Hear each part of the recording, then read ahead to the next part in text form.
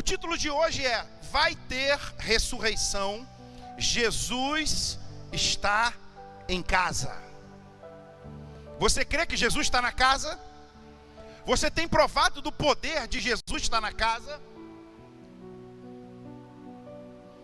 João capítulo 11, do versículo 1 ao versículo 4. Estava enfermo Lázaro de Betânia, da aldeia de Maria e de sua irmã Marta.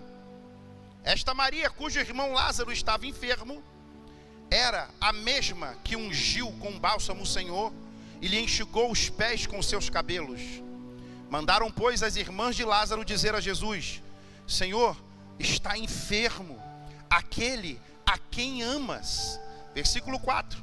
Ao receber a notícia, disse-lhe Jesus: esta enfermidade não é para a morte, e sim para a glória de Deus, a fim de que o Filho de Deus seja por ela glorificado. Pula para o versículo 20. Marta, quando soube que vinha Jesus, saiu ao seu encontro. Maria, porém, ficou sentada em casa. Disse-lhe, pois, Marta a Jesus: Senhor, se estiveras aqui, não teria morrido o meu irmão. Mas também sei que mesmo agora, tudo quanto pedirdes a Deus, te concederá. Declarou-lhe Jesus: teu irmão há de ressurgir. Eu sei, replicou Marta, e ele há de ressurgir na ressurreição no último dia. Disse-lhe Jesus: eu sou a ressurreição e a vida. Quem crê em mim, ainda que morra, viverá. E todo o que vive e crê em mim não morrerá eternamente. Crê tu nisto? Sim, Senhor, respondeu ela. Eu tenho crido que tu és o Cristo, o Filho de Deus, que devia vir ao mundo.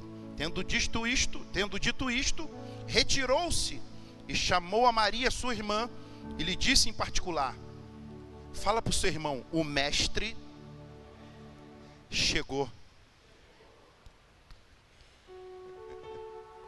Eu não sei qual o nível de relacionamento que você tem com Jesus. Eu não sei qual é a profundidade de intimidade que você tem com Jesus. Eu não sei qual é a experiência que você já viveu com Jesus. Mas eu quero te afirmar uma coisa: o mestre chegou. O mestre está na casa. Ele sabe o que está fazendo. Ele sabe o que vai fazer. Ele vai mudar a sua história e vai mudar a minha história. Diga glória a Deus. Eu não sei quem aqui já passou por um momento de estar de frente para a morte, para um defunto. Eu já passei inúmeras vezes, só que dentro dessas inúmeras, 3 foram gente muito perto de mim: minha filha, meu irmão e minha sogra.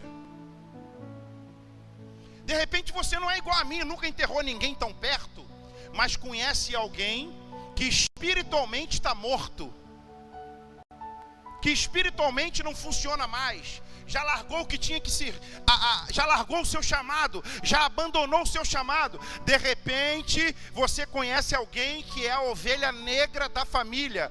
Você que está me assistindo em casa, de repente você tem um filho que para todo mundo é a ovelha negra. Alguém que é motivo constante de preocupação. Um filho que dá trabalho, um filho que não muda de vida. Se você está de frente para um desses 3 tipos de gente morta, eu quero lhe afirmar hoje: vai ter ressurreição, vai ter mudança de vida. Tem gente que não entende isso, tem gente que não prega isso, tem gente que nem sabe disso, mas eu posso te afirmar aqui: Lázaro, depois que sai do sepulcro, a vida dele nunca mais foi a mesma. Deus vai ressuscitar coisas na tua vida que essas áreas nunca mais serão as mesmas. Eu preciso de 5 pessoas para tacar fogo nesse culto comigo hoje aqui. 5 pessoas para falar aleluia, para dar um glória a Deus, para falar aleluia. Tem comigo aí 5 incendiários aí? Mas pastor, vai ter ressurreição? Vai ter ressurreição, porque Jesus é um Deus presente. Você sabe que esse local ficava a 3 quilômetros de Jerusalém.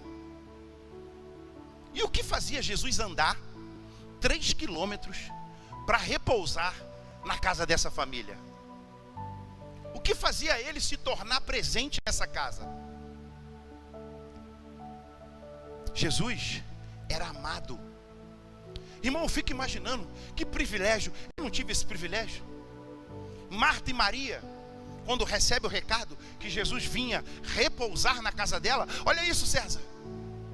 Preparava aquele pão para Jesus. Chegava para o irmão que mexia com a ovelha, que fazia manteiga, pediu: manda manteiga fresca, que Jesus está vindo pousar na minha casa.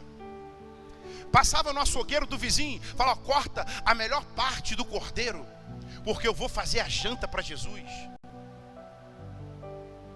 Jesus tinha intimidade com essa família. Jesus entrava nessa casa. Jesus dormia nessa casa. Eu quero trazer uma reflexão para você. Jesus tem tido liberdade na sua casa? Ou tem ainda algum cômodo da sua casa, da sua vida, que Jesus não entra? Jesus está presente em tudo na sua vida? Ou tem coisas que você fala assim: não. Aqui, Jesus, deixa que eu resolvo. Aqui, deixa que é comigo. Aqui eu sou o cara. Aqui, eu vou te ser sincero, Jesus, a decepção aqui foi muito grande. Não precisa nem entrar. João capítulo 11, versículo 3 é a resposta de que Jesus tinha intimidade, gostava de ir para aquela casa. A Bíblia explica a própria Bíblia. Mandaram, pois, as irmãs de Lázaro dizer a Jesus: Senhor, está enfermo aquele quem tu amas. Eu vou aplicar aqui algo diferente que você de repente não estava esperando ouvir. Jesus amava Lázaro, está na Bíblia, mas a Bíblia também diz que ele te amou primeiro. Desfruta desse amor. Hoje eu tive uma reunião com o William, né? Que eu estou preparando aqui a despedida dele, era surpresa. O William se casou, vai seguir com a família dele. Mas eu falei para ele hoje, eu falei: William, tu é tão amado que eu não posso deixar você ir de qualquer jeito. Aí ficou eu e ele com o olho esbugalado, a presença, veio a presença. A presença vem quando tu declara o quanto tu é amado. A presença se manifesta quando tu desfruta do quanto tu é amado. Eu falei: não, William, nós vamos fazer uma despedida para você. Nós vamos te honrar, porque você é a resposta de Deus na nossa vida. Nós oramos, Deus mudou a sua história. Nós oramos, Deus capacitou você. Nós oramos, Deus te deu uma esposa. Ainda tem pastor que quando a ovelha fala que vai, ele fica chateado. Eu não, eu preparo despedida com gala. E tá aí, irmão, a letra tá jogada aí. Se quiser fazer um empadão para domingo que vem, vai ser domingo que vem, William? Já falou que vai. Eu fico sempre revogando, né? Presta atenção, meu irmão, quando você é amado, tudo é diferente. Quando você desfruta, às vezes eu mando uma mensagem para o Renatinho, às vezes eu estou num momento difícil. Como Deus tem usado o Renatinho: meu pastor, aqui, lembrei do Senhor, estou com saudade. Aí eu falo: gente, eu sei o quanto eu sou amado. Eu estou lá na minha sala, às vezes, falando comigo mesmo. Aí pastor Eduardo entra: ô meu pastor, senta, quer conversar comigo? Jesus e a família de Lázaro tinham esse tipo de intimidade. Mas você imagina, irmãos, com tudo isso, Jesus não chega na hora da enfermidade. Com tudo isso, Xande, Jesus não chega quando Lázaro morre. Você sabe o que eu fico imaginando?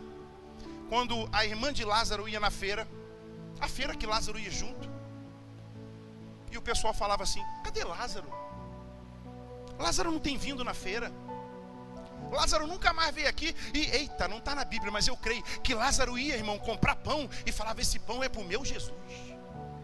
E o dono da padaria falava: Lázaro nunca mais veio comprar pão para Jesus. Imagina, Lázaro fica doente, e pessoas dizendo para a família de Lázaro: Jesus não chegou. Será que Jesus pelo menos, olha, irmão, pessoa falando assim: será que pelo menos para o funeral ele vai vir? Jesus não foi. nem para o funeral. Imagina quanta pressão em cima dessa família. Quero te ensinar uma coisa: quanto mais tu ama Jesus, mais pressão tu vai sofrer. Pressão da família, pressão do mundo, pressão de casa, pressão de tudo que é lugar.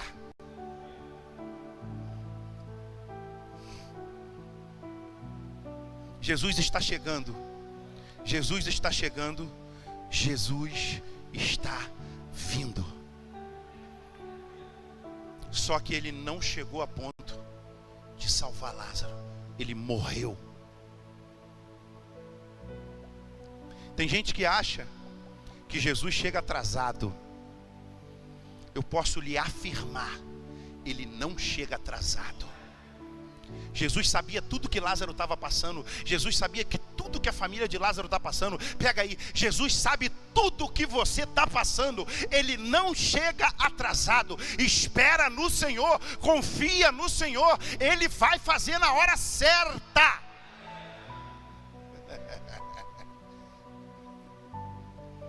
Mas será que Marta e Maria falou: poxa, eu fiz comida para Jesus esse tempo todo, toquei tantos anos, liderei célula tantos anos. Será que Marta e Maria falou isso para Jesus? Ou pensou? Cuidei daquela rede tantos anos, fiquei naquela igreja tantos anos. Porque você sabia que tem gente que relaciona com Jesus assim, achando que Jesus está devendo coisa para ela, porque ela operou na obra, porque ela teve o privilégio de trabalhar na obra. Deixa eu te ensinar uma coisa aqui, nego e nega. Jesus não deve nada para ninguém. Servir e operar na obra é um privilégio que poucos têm, e nós fazemos parte dessa multidão aí, chamada poucos, que para o mundo é muita gente. Sabe por que tem muita gente que sai das funções da igreja? Porque acha que Jesus deve a ela. Eu já fiz muito. Tem muita gente amargurada com Deus, achando que precisou dele e ele não respondeu.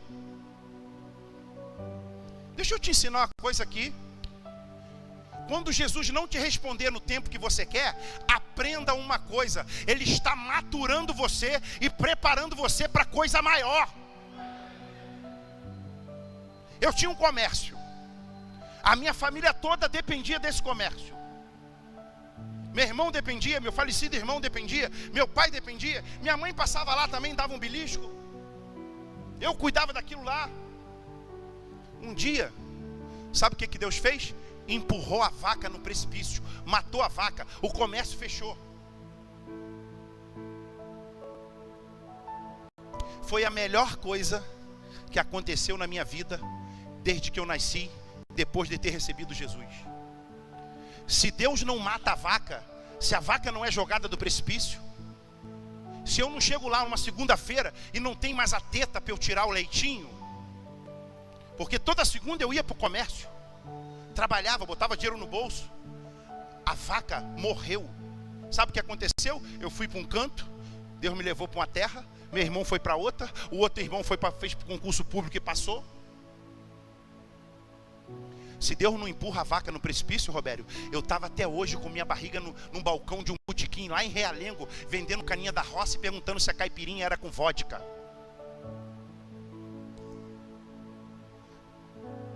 Deixa eu te ensinar uma coisa. Confia no Senhor. Acredita nele.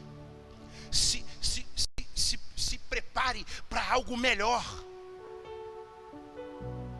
Outro dia eu estava vendo uma reportagem de um rapaz, ele perdeu o pé. Eu falei, caraca, perder o pé não é fácil, né? Mas ele, depois de perder o pé, virou triatleta. Eu falei, tá ruim para mim, estou com os dois pés, não corro nada. O cara sem pé, Vitor, máquina. E agora está se preparando para o Ultraman. Para muitos, perder o pé é o fim da vida. Para quem tem visão, para quem anda com Cristo, perder o pé é apenas um degrau para se tornar um triatleta. Fala para o teu irmão, não se preocupa com o teu pé não. Fala, ele vai te conduzir à vitória. Sabe por quê, irmão? Quem conhece Jesus, olha isso, Milena, sabe que ele nunca se atrasa.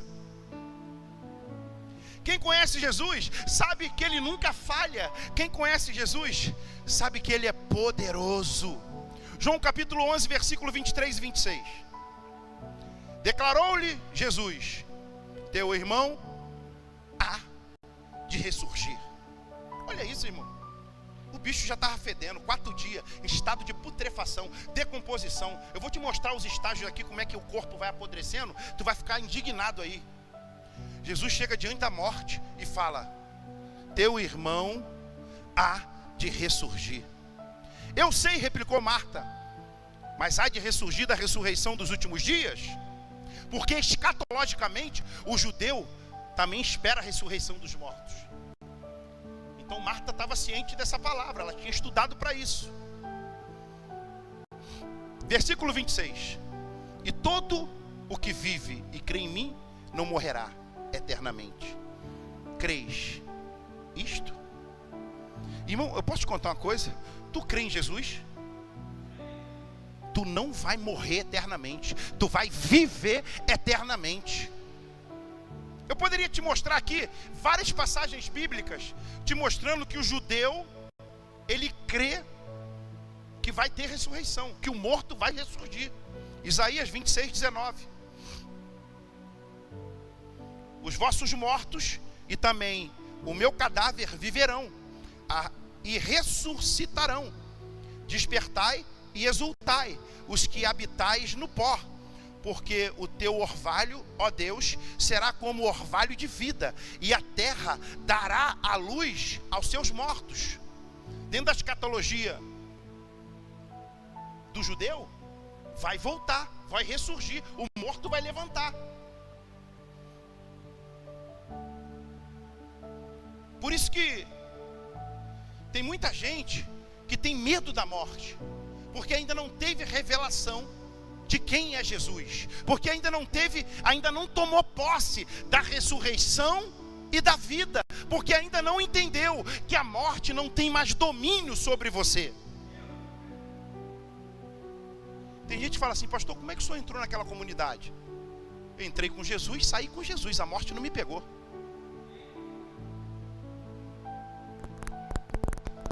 Eu pedi, quando pegaram meu carro, que foram me devolver, eu pedi para um amigo meu me levar lá, sabe o que ele fez para mim? Não vou não. Eu falei: me deixa na Avenida Brasil que eu vou, pô. Irmão, presta atenção, a Bíblia diz assim, ó: maior é o que está em, diga, maior é o que está em mim. Segundo ponto, vai ter ressurreição, porque para Deus não há impossível. Pare de...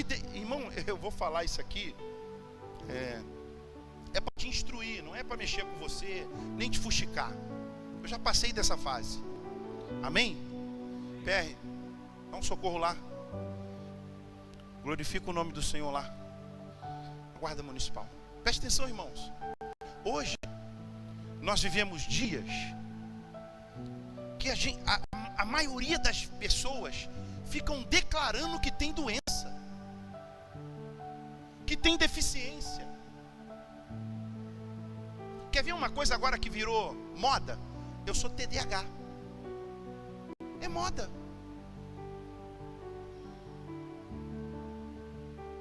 Não, você não é TDAH. Você tem a mente de Cristo. Eu sou dislexia. Eu nem sabia o que era dislexia. Não, você não é disléxio. Você tem a mente de Cristo. Hoje as pessoas passam o dia inteiro declarando que são uma deficiência na sua mente, no seu corpo ou na sua enfermidade. Irmão, eu vou dizer para você o que aconteceu comigo. Um médico falou para mim: ó, você tem que botar um stent na veia da barriga, porque você nasceu com essa veia que só funciona 20%. Eu falei: doutor, eu vou ser o único paciente do Senhor. Ele fala, eu sabia, Roberto, que ele falava que eu era maluco. Eu vou ser o único paciente que o senhor vai ver que as veias voltaram a funcionar 100%. Aí ele dava aquela risada de deboche. Eu falei, vai debochando aí, doutor. Aquele 36 anos aqui, mexendo com veia, volta 100%. Teve um que falou para mim assim, eu nunca mais voltei nele, que ele era muito arrogante. Ele falou, eu inclusive vou te dar o prêmio Nobel, se a sua veia voltar. Eu falei, nunca mais vem aqui. Mudei o cardiologista, não gostei dele. Aí, estou em casa, bota a mão na barriga. Senhor, foi tu que fez essa barriguinha, foi tu que fez essa veia. O médico diz que só funciona 20, mas eu declaro que pelas tuas pisaduras eu já fui sarado. Eu declaro que se o Senhor botar a mão nela, ela vai voltar a ter 100%. Eu declaro, Senhor, aí vem um irmão, bota a mão na minha barriga, ora. Aí eu estou deitado, roncando. Eu sei que às vezes eu abro o olho e a Rita está lá, cheirabacanta, larabaçai. Eu não sei se é para diminuir a barriga ou para a veia ficar curada. Mas que ela está orando, ela está, os dois. E crente é assim, irmão, declarando a cura, declarando o que está na Bíblia, declarando o sangue do Cordeiro, não declarando a deficiência e nem a enfermidade. Aí volto no médico. Aí o médico pega o exame.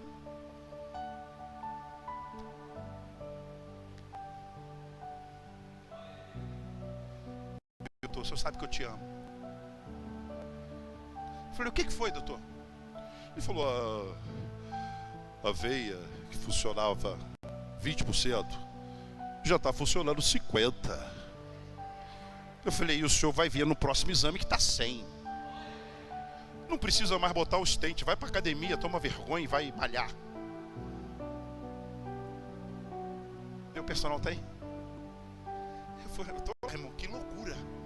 Fui malhar a perna, tô 3 dias igual. Parece que tá em coma. E meu personal é o sobrinho do pastor André. Cheguei lá e falei, Jesus, como eu queria alguém conhecido.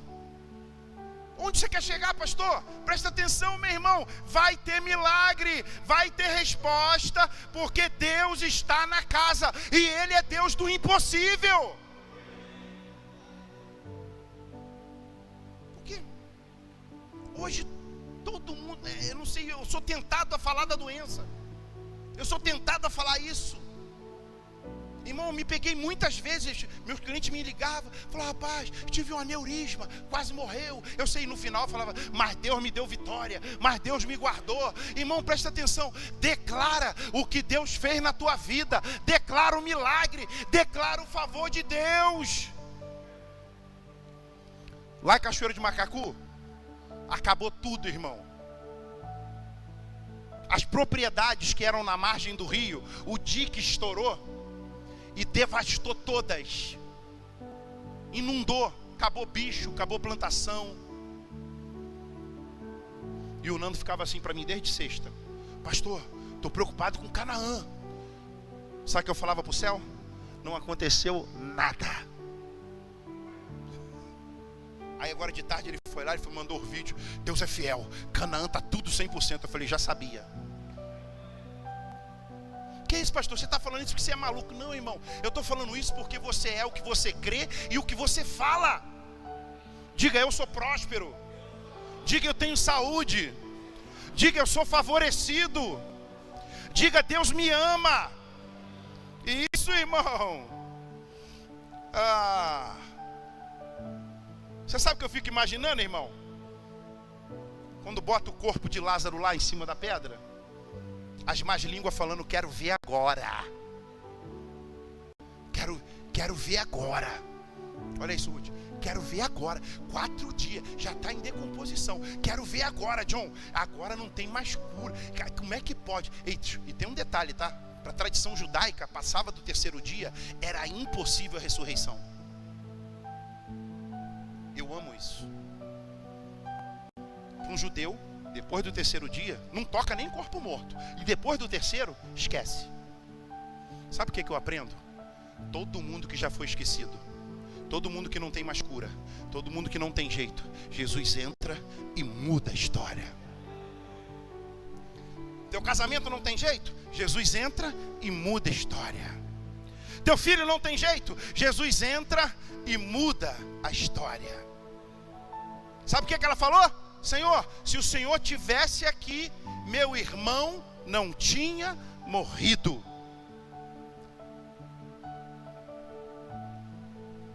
Você já falou isso para Deus alguma vez? Por que o Senhor fez isso? Por que o Senhor deixou isso acontecer? Como se fosse Deus que tivesse feito. João capítulo 11, versículo 33.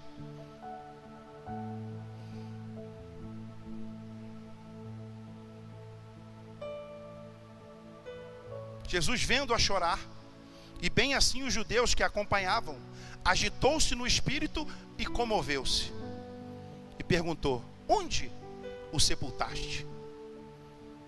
Eles lhe responderam: Senhor, vem e vê. Versículo 35, Jesus chorou. Então disseram os judeus: vede quanto o amava. Mas alguns objetaram, ou seja, questionaram: não podia ele, que abriu os olhos do cego, fazer com que Lázaro, com que este não morresse? Sabe o que eu aprendo com os críticos? Eles sempre vão estar perto. Os críticos fazem parte da tua vitória. Ricardo, vai ter gente que vai criticar que você está aí passando uma temporada aí, se alimentando, se robustecendo, se revestindo, se capacitando. Aí vai ter um crítico que vai falar: rapaz, mas você tocou tanto tempo, que você está passando esse tempo aí? Não, rapaz, eu estou me revestindo. Se prepara que o mesmo crítico vai olhar para você ali e vai falar assim: rapaz, como Deus usa, hein? Críticos vão sempre existir. Críticos vão... Eita, pega, Rai. O crítico sempre vai parar para falar com você. Mas o crítico é o mesmo que levanta a mão e fala: rapaz, o Deus dela é o Deus do impossível. O Deus dele é o Deus do impossível. Os meus vizinhos que me criticavam porque eu subia bêbado pela rua, é os mesmos vizinhos hoje que mandam minha mãe me ligar para pedir oração.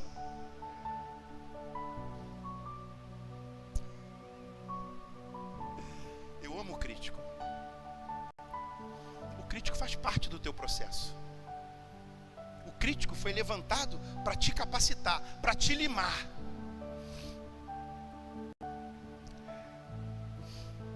Sabe o que me chama a atenção? Mostra para Jesus. Jesus chega de frente. E eu queria conversar com você aqui sobre os estágios da decomposição. Eu fiquei maravilhado com isso. Eu fiquei impressionado com isso. Jesus chega diante desse quadro aqui. Olha só. A primeira fase do morto, eu não sabia, irmão. Isso aqui me impactou. É a fase da autólise. O que é autólise? Mesmo que não seja possível ver a transformação, acontece de uma hora após o falecimento. Ou seja, morreu, com uma hora já começa a acontecer a autólise. Quando o sangue para de circular, e o primeiro sinal da autólise é o esfriamento da pele, ou seja, o corpo fica gelado. Tem gente de enfermaria aqui, não tem? Se eu estiver mentindo aqui, pode falar: não é assim não, pastor. Essa etapa da autólise, ela pode durar de 9 a 12 horas. Para aqui e vem comigo. A autólise não impediu o Nazareno de operar. O corpo já estava gelado, já estava morto, já estava entrando no processo. A segunda fase é a putrefação. Olha isso, Ricardo. Das 12 horas após a morte até 24 horas, o indivíduo começa a apodrecer de dentro para fora.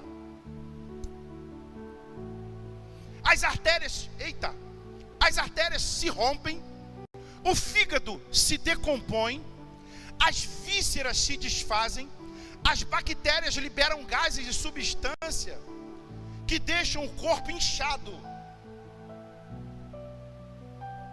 E algumas áreas do corpo começam a romper.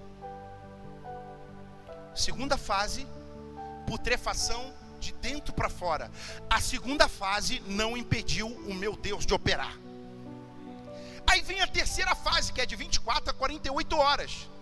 O corpo atrai mosca e os bichos começam a comer o corpo de fora para dentro. Segundo os estudiosos, é uma dor insuportável, mas está morto não sente dor, sim ou não? A terceira fase também não impediu o meu Jesus de operar. Aí vem a quarta fase, que chama-se fermentação butírica. Eu falei, rapaz, vou estudar esse negócio.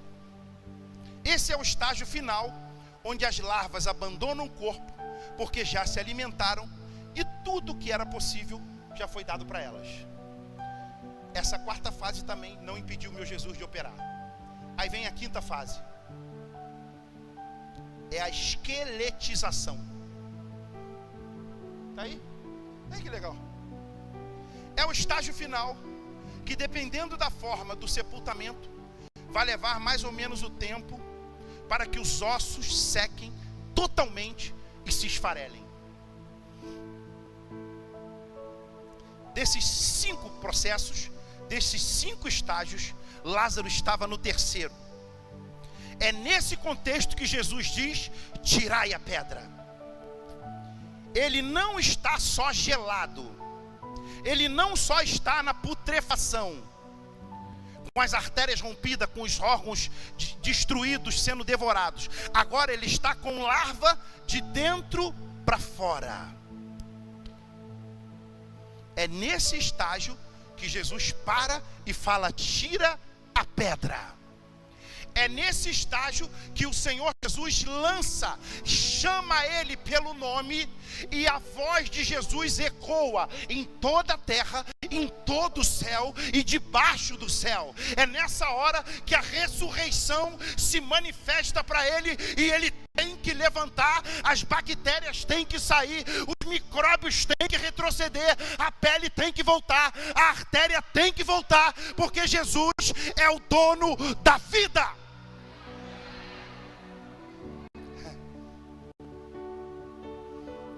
Irmão, não está na Bíblia, mas eu posso imaginar. O verme falando para a bactéria X: nós vamos ter que sair, porque Jesus chamou. Eu imagino a artéria morta se comunicando com a pele: começa-te a restaurar-te, porque Ele chamou.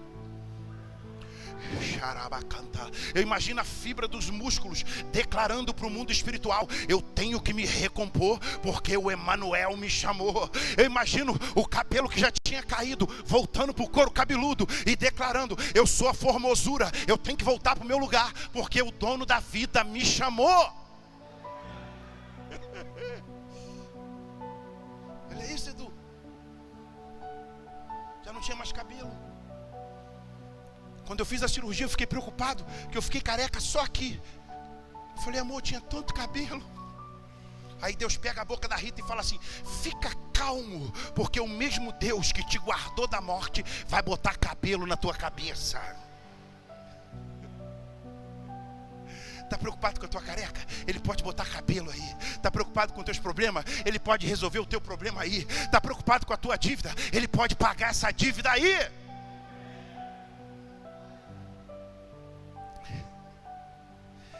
Ai, meu Deus. Eu falei para um jovem ontem, ele me dá muito trabalho. Eu falei: se Deus permitir de tu morrer aí nessa favela, eu vou glorificar Deus pela tua morte.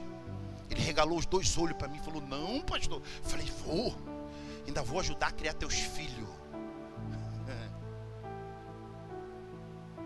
Ele deve ter falado lá: está repreendido.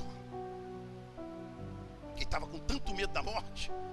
Eu falei: esquece a morte, irmão, que tu está com um dono da vida. Tu está com aquele que tem poder para mudar o céu e a terra. Tu está com aquele que bota um freio nas galáxias e para tudo, e o sol é travado para o povo de Deus avançar e ganhar a guerra. Quando Jesus grita pelo nome Lázaro, a voz de Jesus vai no sentido horizontal, entra pelo sepulcro, vai no sentido vertical. Isso aqui é demais. Quando a voz de Jesus sobe, ela vai lá no seio de Abraão e puxa o espírito de Lázaro. Uau!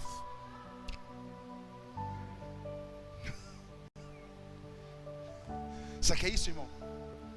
Quando Jesus gritou Lázaro, a voz dele vai lá no seio de Abraão, pega pela mão de Lázaro e fala: desce, desce, desce, porque essa morte é para glorificar o nome do meu Pai.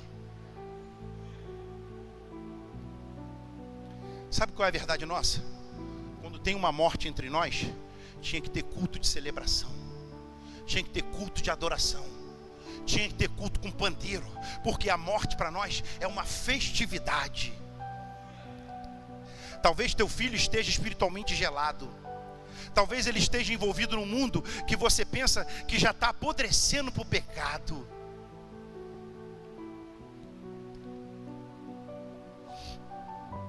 Eu sei de um testemunho de uma senhora que começou a orar pelo filho dela. O filho dela virou um monstro. Um monstro. Ele vivia dentro de um barraco, dentro de uma propriedade, isolado há 20 anos. Se alimentava de carne humana e de animal morto. O nível que Satanás pegou ele foi tão intenso que ele virou bicho. E a mãe dele, crente da Assembleia de Deus, mulher de oração, quando perguntava pelo filho, ela dizia: meu filho vai muito bem nas mãos do meu Jesus.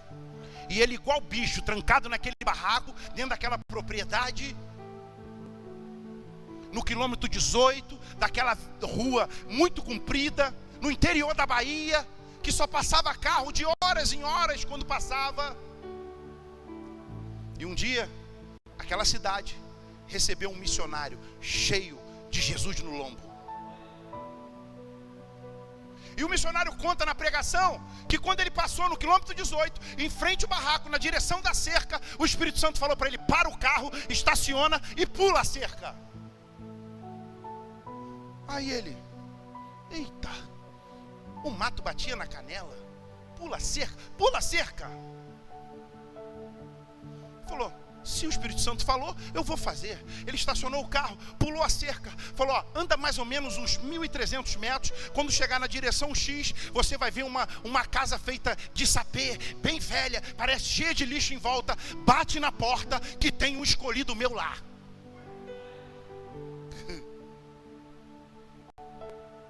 E ele foi, irmão, cheio de carrapicho. Quando chegou a 1,2 quilômetro, 1.200 metros, tinha casa de sapê, cheia de lixo em volta. Ele olhou, tinha uma porta, ele foi lá e pum, pum, pum. Quem abre a porta para ele? Um monstro. Ele falou: calado, porque Deus falou que tem um escolhido aqui. De joelho, repreendeu a enfermidade, 10 legiões foram embora. E quando ele expulsou tudo, aquele homem falou para ele: onde eu estou? Falou: aonde tu tá eu não sei, eu só sei que tem uma mulher cheia do Espírito Santo da Assembleia de Deus que ora, e você é filho dela, e o Espírito Santo falou para eu pular a cerca e vim aqui trazer tua libertação.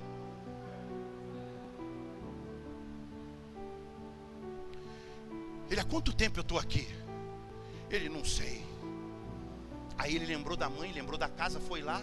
Quando entrou na casa, liberto, curado, com a barba desse tamanho, igual um monstro, a mãe falou: bendito é o que vem em nome do Senhor.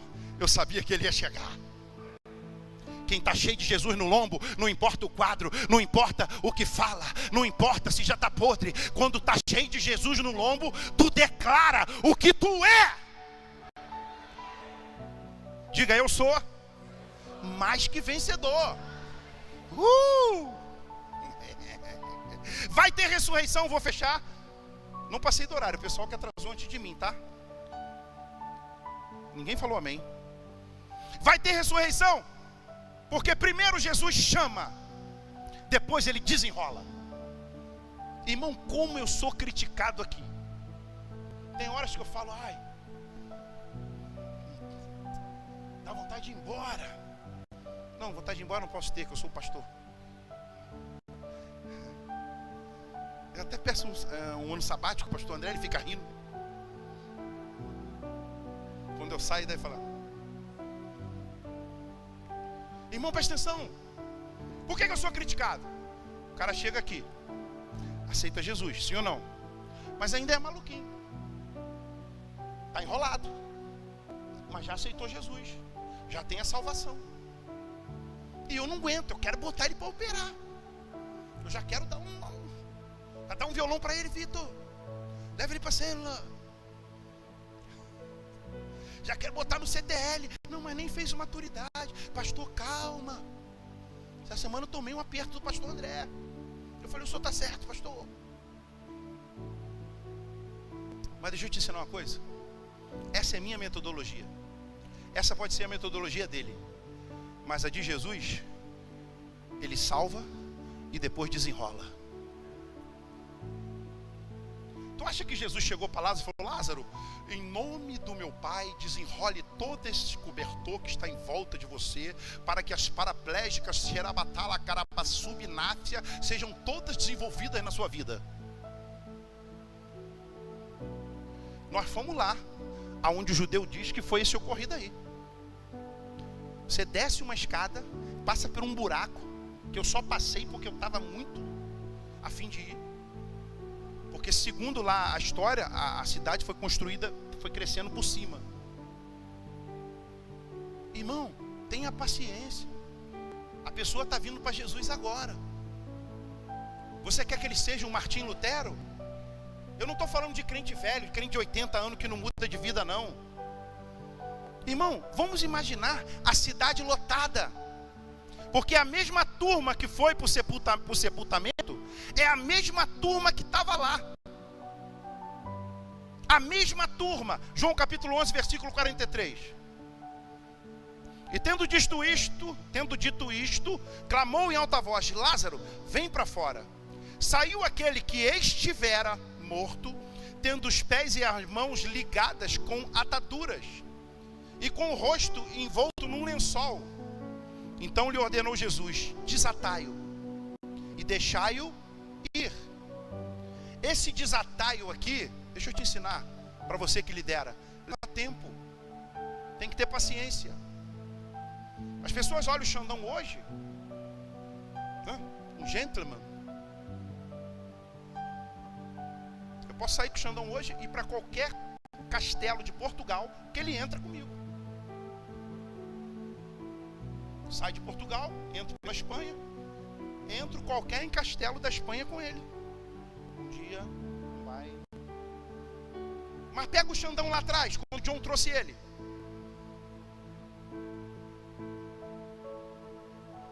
Xurek perdia para ele. Um dia pastor André olhou para mim dentro do meu olho e falou assim, tu é muito maluco. Eu falei, sei, sempre soube disso. Só que agora eu sou maluco por almas, maluco por vida. E o Jesus que mudou a minha história vai mudar a dele. Quem estava aqui no culto ontem? Quem viu ele subindo? Quem viu ele vindo aqui? Quem viu ele dando a palavra? Sim ou não? Melhor que eu. Eu falei, tem que correr na frente, está me ganhando. Está com mais postura que eu, está com mais excelência que eu. Recebe aí. Orgulho de você, irmão. Agora tem um detalhe. Toda vez que eu fui tirar uma atadura do rosto dele, toda vez que eu fui apertar ele, ele chorava, olhava para mim. Estava doendo, estava colada, vinha da infância. Às vezes a pessoa tem trauma de infância. Cheirava, canta. Às vezes o trauma é de infância. A atadura está desde que nasceu. Aí tu quer ir lá arrancar, tu não sabe arrancar. A pessoa reage, grita de dor. Você não tem experiência, não está acostumado, mata ela. Sabe por que eu te falo isso aqui? Porque eu já matei. Contei no discipulado ali. Às vezes é desde o ventre. A pessoa está na barriga. A mãe falava, isso é um maldito que eu não quero. Acabou com o meu corpo. Deixa eu te ensinar uma coisa, irmão. Talvez nunca te disseram isso. Você e eu recebemos a nobre missão. A nobre missão de participar do processo da restauração da vida das pessoas.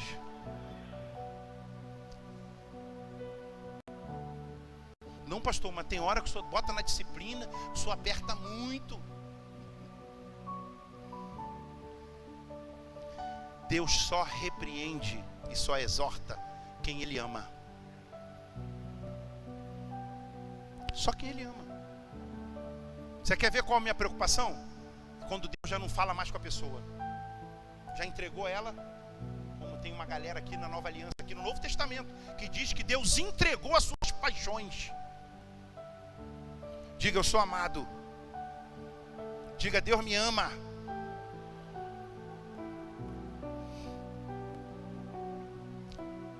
Temos que ter paciência para desatar nós, porque Jesus já ressuscitou.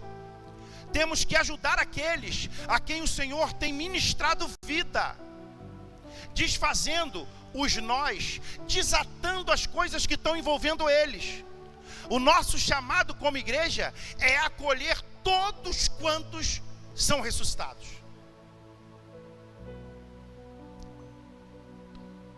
Você não vê, você não sente, mas chegam muitos mortos perto de você. Na sua célula, muita gente morta já passou por lá.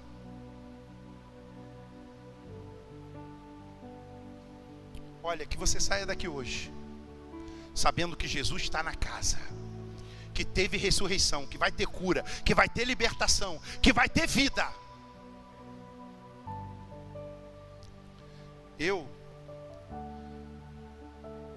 Tem horas na minha vida que eu falo, Senhor. Outro dia bateu uma crise de idiotice em mim. A crise de idiotice. Aí eu falei, eu não preciso disso.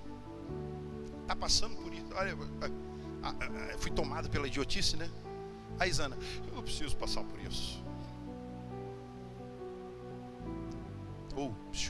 Se coloque de pé. Deus está contando com você. É com você que Ele está contando, irmão.